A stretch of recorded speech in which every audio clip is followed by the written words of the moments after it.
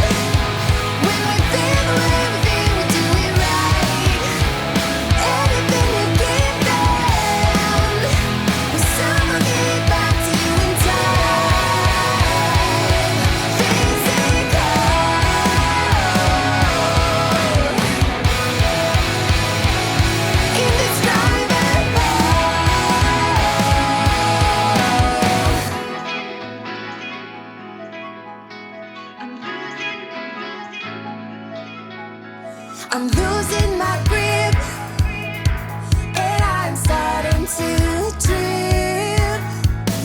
Open your eyes, open up wide, there's no time for lies. It's hard not to let go, and when somebody tells you I told you so, turn up the radio and bring us up, up, up. I wonder what is missing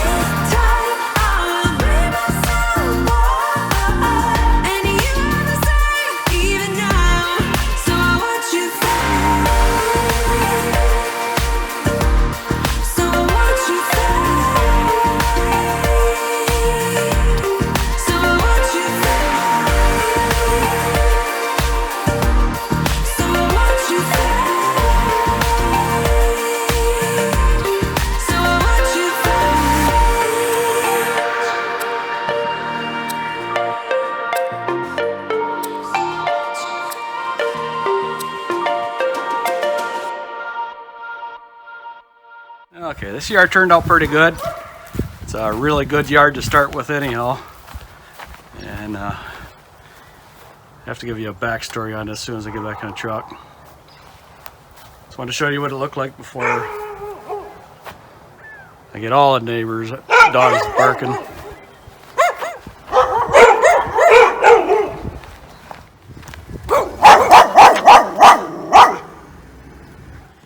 Okay, I've been working in this neighborhood for about 10 years now, and this yard here, I met this gentleman probably about 4 years ago, something like that. And I was cleaning out the neighbor behind him, doing a leaf cleanup there. And he come over yelling and screaming at me because I blew leaves on his yard. So I says, that's no big deal. I says, as soon as I'm done here, I'll just come over and run around and pick all them leaves back up, which I did that.